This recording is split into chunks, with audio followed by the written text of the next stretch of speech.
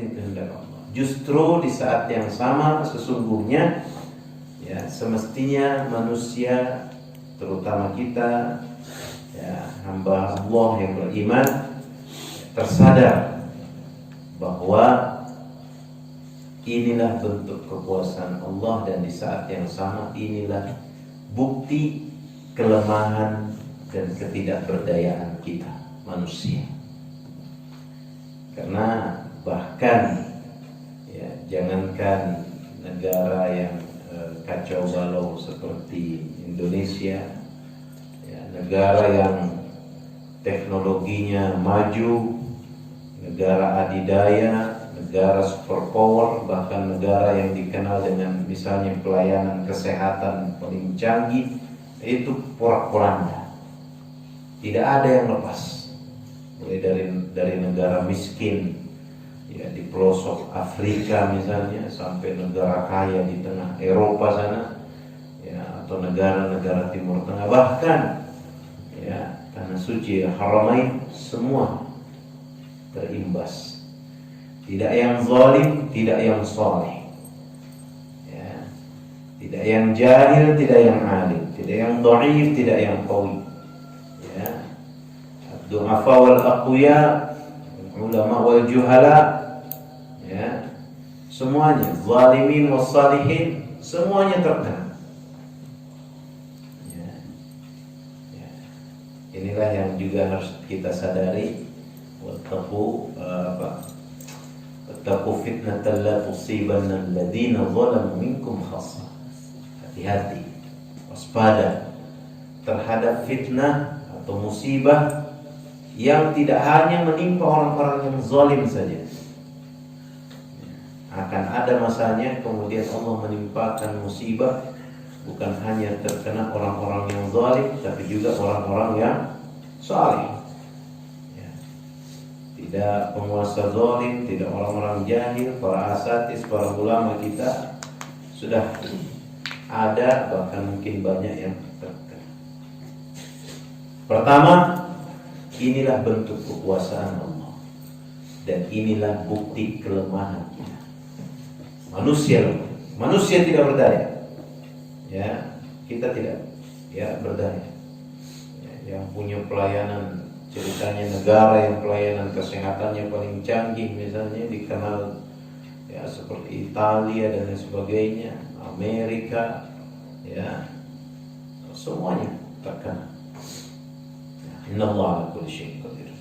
Ya, subhanallah. La haula wala quwwata illa billah.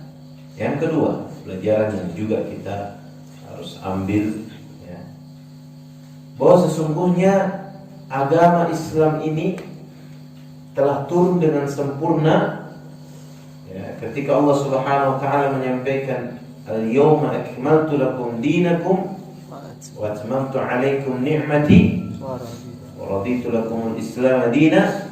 Maka sesungguhnya agama ini adalah panduan pegangan paling sempurna ya, yang mestinya dijadikan pegangan oleh manusia dalam kondisi apa? Termasuk dalam kondisi pandemi seperti ini. Ya. Baik itu untuk menghindari maupun ketika menghadapi, agama ini telah turun dengan syariat, dengan aturan yang sempurna. Ya. Kalau sekarang misalnya orang baru sibuk dengan jaga kebersihan, ya, selalu cuci tangan. Kita kan sudah mengenal sunnah dalam Islam, ya, jangankan ya, habis makan atau berinteraksi dengan orang, ya, begitu bangun tidur saja, sunnah pertama ketika kita bangun tidur adalah cuci tangan. Ya. Itu sunnah. Kan sebelum berwudu atau sebelum beraktivitas yang lain, ya, disunnahkan kita bangun tidur cuci tangan. Makanya bangun tidur cuci tangan, karena tidak tahu. Dan ini adalah panduan sunnah. Ya, kalau sekarang orang baru sibuk, ya, harus cuci tangan begini begitu, ya, jaga kebersihan, disiplinan. Ya, Islam jauh-jauh hari sudah mengajarkan itu semua. Kemudian Islam sudah mengajarkan kita untuk mengkonsumsi hal-hal yang baik, ya, halalan thayyiban, ya, yang halal dan yang baik. Tapi apa? Manusia banyak kurang ajar, banyak so tahu, ya, mengkonsumsi segala sesuatu yang diharamkan. Akhirnya apa? Ya, kita tahu bakteri ini berasal dari makhluk-makhluk atau hewan-hewan yang sesungguhnya diharamkan. Ya, selalu dikonsumsi. Akhirnya bakteri yang sesungguhnya tadinya lemah, bahkan sesungguhnya bisa memberikan pengaruh positif, tapi dia terus bertransformasi. Ya, kalau dalam kajian biologi itu, siklusnya itu terus berputar. Ya, dari tubuh kita ke makhluk haram, kemudian ke tubuh kita ke makhluk haram, ya, ke tubuh kita ke makhluk haram. Ya, makhluk-makhluk yang diharamkan terus dia berputar. Akhirnya semakin lama bakterinya semakin kuat, bertransformasi. Ya, semakin kuat dia transformasi bakterinya ini, bakteri COVID ini seperti itu. Akhirnya semakin lama dia semakin kuat. Nah, begitu terakhir masuk manusia langsung merusak. Nah, ini kenapa? Manusia melanggar aturan yang telah Allah tetapkan. Aturan yang semestinya jalan keselamatan, aturan yang semestinya jalan rahmat, ya, rahmatan lil alamin, ya.